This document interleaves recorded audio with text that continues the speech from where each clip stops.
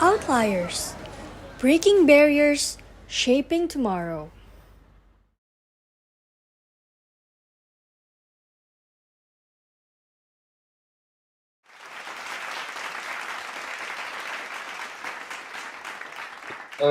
Saya lahir di Jakarta tahun 1980. But I don't exactly remember uh, back when I was a baby. So what I remembered was the traffic jam. It's not that heavy. I was born and raised in South Jakarta, and my school was in Central Jakarta. It took only 20 minutes going from South Jakarta to Central Jakarta back then. Jakarta, less polluted, less traffic jam, and less dense city. But 25 years ago, I went to Bandung. I went to college. The city was nice, foggy, hazy, breezy. It was quiet.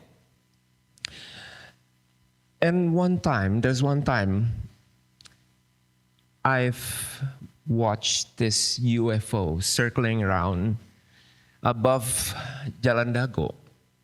It was New Year's Eve, I remember. But that story I will get back to you later. In 2005, I have to get a job. I go back to Jakarta, and since then, this is what Jakarta looks like. Polluted river, full of trash. And yes, it is very dense. You can find traffic jam everywhere.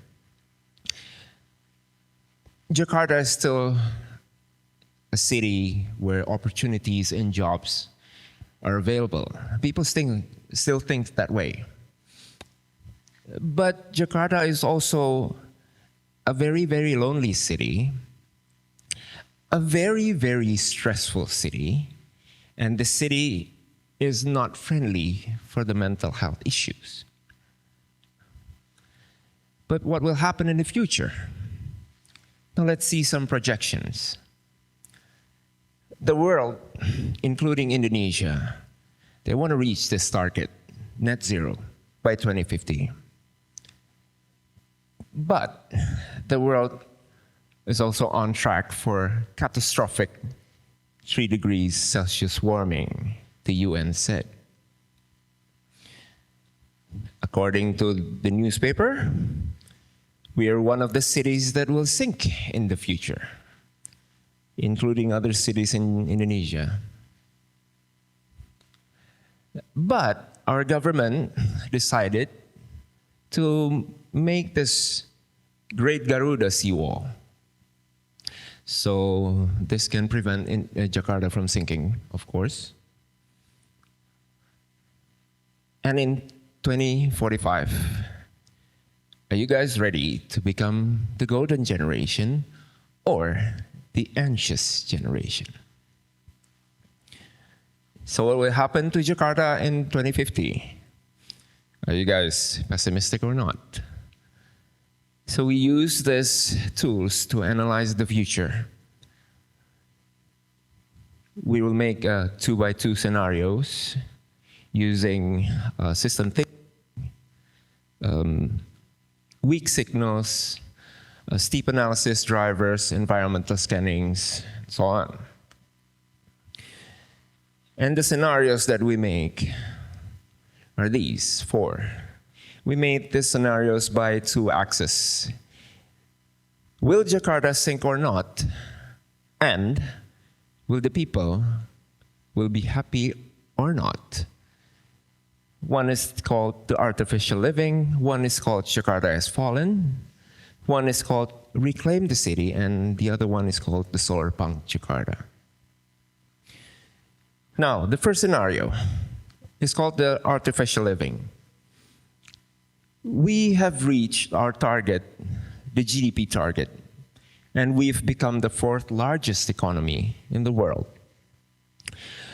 The world has experienced a 3-degree temperature rise, surviving the impact of rising sea levels, but we cannot escape the increasing heat.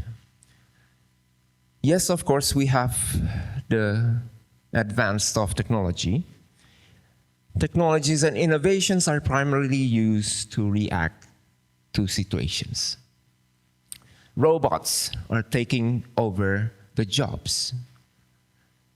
Agriculture and farming are happening in the lab to reduce greenhouse gas. So you can see lab-grown meat everywhere. Less fishes in the sea. Yes, we still have a large gap between the rich and the poor. But as you can see, the people are not happy. And the government is trying to make a mind hacking technology to control the society in order to make the artificial happiness. So this is why this scenario is called the artificial living. Now, the second scenario is called Jakarta has fallen, where the world has reached a 3-degree temperature rise. The tipping point has caused permafrost to melt. Jakarta is sinking and the economic downturn has occurred. Droughts and floods are happening everywhere. Soil degradation is widespread. And we will have a massive human and animals migrations to everywhere from the city. Why does this happen? Because we failed in the energy transition. We did not see the hidden cost of the energy transition. It is very expensive, and we failed to take care of it. This might be funny, but zombie apocalypse might happen because of the permafrost melt. Global drought. This will cause failure in harvesting the agriculture. And you can see the hydroponics to survive the conditions of the global droughts. The migration happens because Jakarta is under threat. And most people have evacuated the city. And yes, Jakarta is underwater. 30% of Jakarta will be underwater. This is the simulations made by Climate Central. As you can see, Monas is always like this. And yes, water crisis will happen everywhere. Now, the third one, we call reclaim the city. Now, in this scenario, the government failed to mitigate the rising sea levels. Humanity realized the urgent need to recover and restore the environment. But also from this scenario, there's one big disaster happens. But the other one is this. Jakarta has lost the origins people. So the Betawi will reclaim the city. And this is the data that said megathrusts will happen in Jakarta, and this will split the city into two. But as you can see, turning seawater into drinkable water has become the technology that will be used in this scenario. And because if we're living above the water, people change their vehicles, jet skis, swimming cars, and people genetically modified their lungs so that they can swim more on the water. This technology will be the technology to make people survive, and they have to eat.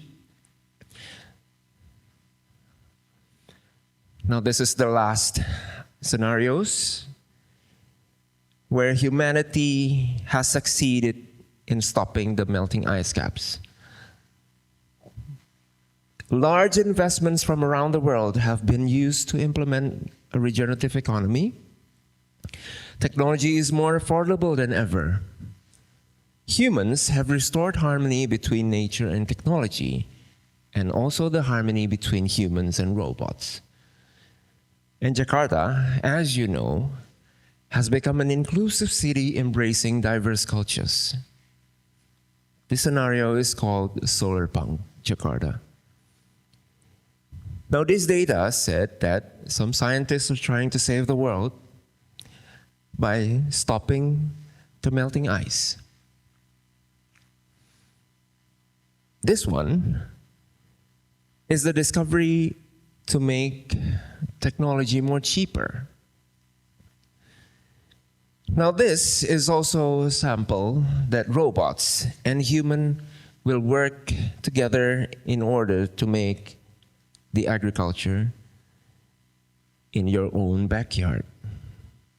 You can find people are harvesting, doing urban farming, neck and neck with the robots. But do you guys remember my UFO story? Might funny for some people, but yes. A couple of months ago, the US Congress are having this meeting with some certain people. So are you ready for the invasion? But after all, we are the #1 country that is very, very optimistic. I guess all of us in here belongs to that number. Yes, we should be the optimistic one. So future thinking is about embracing optimism and taking charge of what is ahead. Let's become the society of tomorrow. Nama saya Riko Reinarto. Sampai jumpa esok hari. Terima kasih.